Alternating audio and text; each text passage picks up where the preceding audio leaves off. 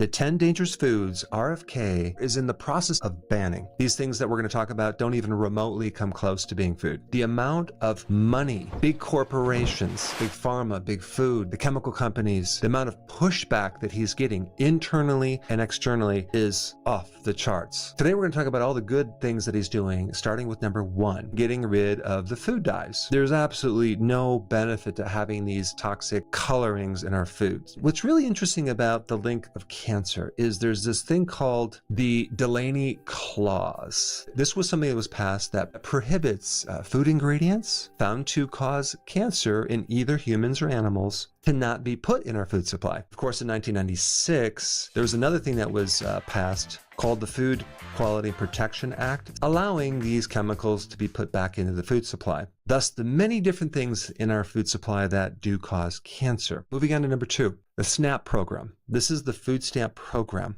RFK is actively and aggressively working on getting rid of the junk from that program. In other words, not allowing you to use food stamps to buy soda with high fructose corn syrup. There's a lot of pushback on this, including the American Heart Association, funded by the junk food industry and big pharma. Just so happens their messaging aligns with those two very closely in a recent debate involving this bill that they were supposed to be approving to not include junk foods in the SNAP program. Guess who showed up? A representative from the American Heart Association pushing back on that. You have to realize that the taxpayers pay for the SNAP program. What is wrong with this picture? Well, you are paying for this problem 3 different times.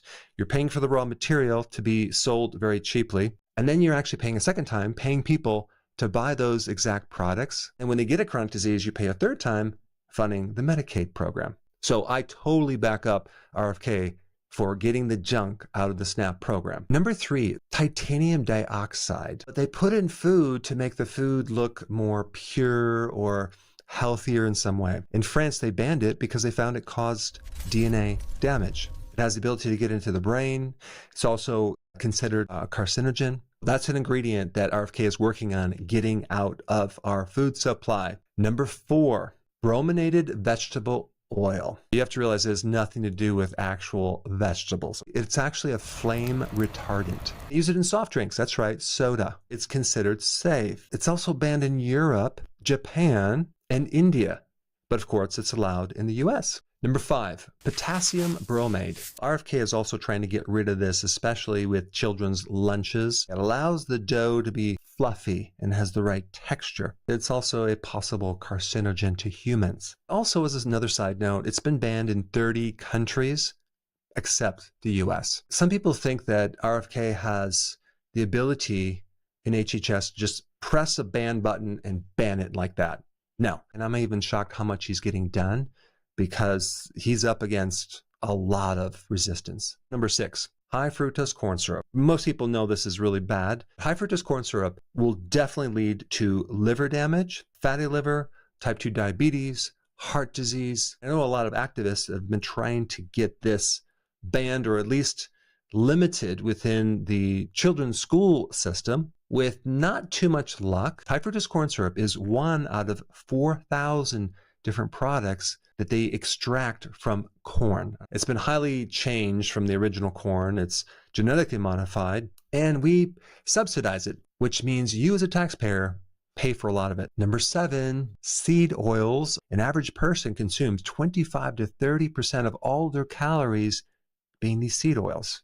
These seed oils incorporate themselves into our membranes around our cells, around our brain, around our tissues. They go in, but they don't come out very easily. If you stop eating them today, it's going to take over a year to get them out of the system. They keep the body inflamed, and they create all sorts of serious toxic side effects. Number 8, ultra-processed foods. If we go deeper into this ultra-processed food, we're really only talking mainly about 3 different things: synthetic sugar, synthetic starch, and seed oils. All 3 of these ingredients are subsidized. That means you're paying for most of it. The intention of RFK is to remove most of this ultra-processed food from the children's lunches, hospitals, from the senior assisted living homes. As in Arizona, they're working towards getting rid of the ultra-processed food calories from their school system by year 2026, which is exciting. Before we get into number 9, I need to share with you a very powerful free app that I created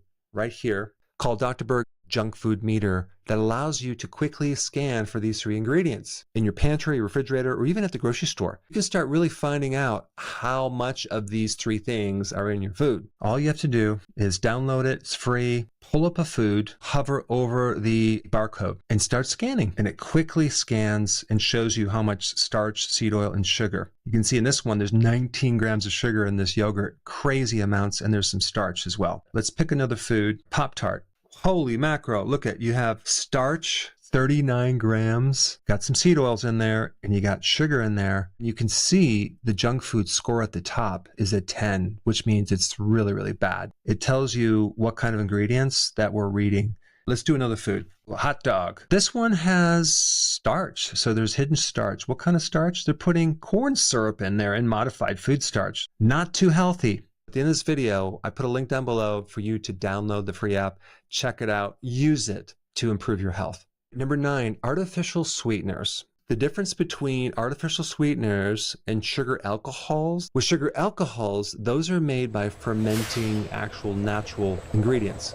Artificial sweeteners use chemicals like petroleum. They create a lot more damage, like altering your gut microbes. When you consume these artificial sweeteners, it is very addicting. Once you start, you can't stop, but it can cause cancer. Number 10, this is another thing that RFK is working on, which I'm really excited about, getting rid of this loophole, GRAS, generally recognized as safe. This FDA rule that was passed allows industry to do their own testing to regulate whether it's safe or not. What do you think the odds of a company to do safety studies on their own products are going to say, oh, no, it's not safe, we can't put it out? Well, I'm going to tell you right now, if you leave it up to the industry to determine if it's safe or not, it's always going to be safe. With no independent third-party credible safety studies, without even telling the FDA. I mean, think about it. Trans fats were considered to be safe.